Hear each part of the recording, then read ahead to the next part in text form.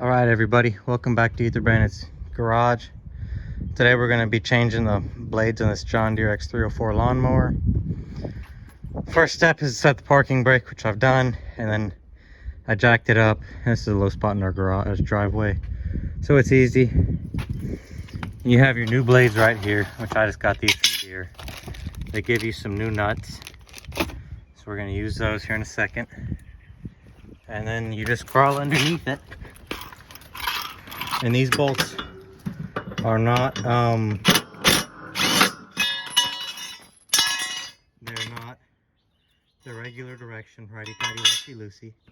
We're gonna do the same thing for the other one. While we're here, I'm gonna clean this twine off.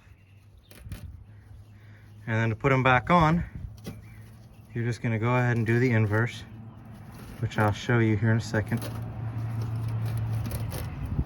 This is just, it's not good to have the stuff on there.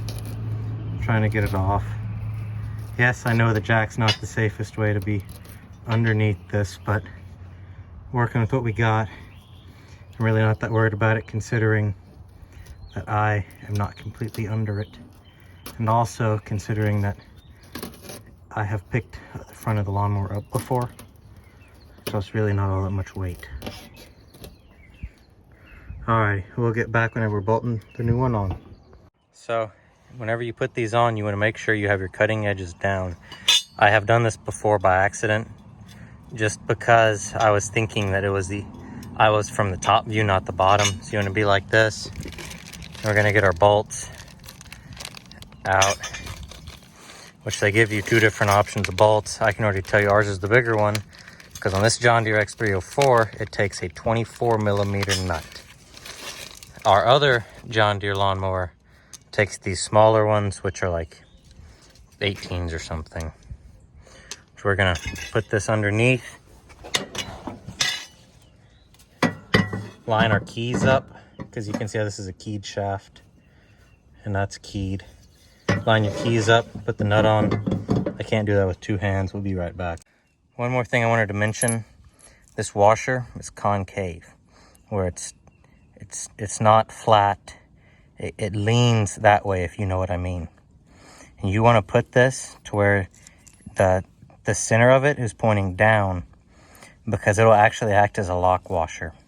That'll help lock your bolt. Just a tip I've learned. Might be helpful.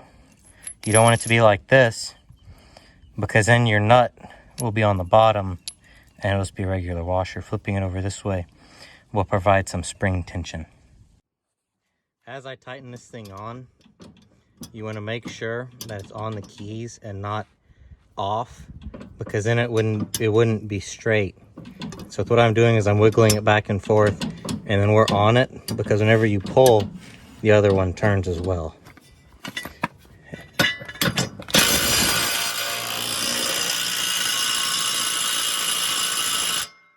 want to make sure they're very tight. Feels right. Alrighty. So I just got to the other side here. I want to point out, you don't want to see this right here. You see how the keys have been stripped off of this? So we honestly need a new spindle. And I was going to say also, you don't want to time the blades, so that way they're close to each other, because they can hit, as you can see. Just barely, but they can still hit. But I don't really think clocking them matters that much. I'm gonna put it like this, just to be safe. They might not hit, honestly, but just put them like that, which we're gonna have to get a different spindle. So that's pretty much the gist how you change your blades. I mean, it's pretty simple, pretty easy. You might want to block the front tires up. I trust this jack. I don't know. I mean, I was replacing these blades. This lawnmower was given to us. You can see they might have a little bit more life on them, but blades were cheap. Really, it's not a bad idea.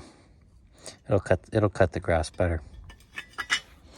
I'm sure Oh, they give you instructions here.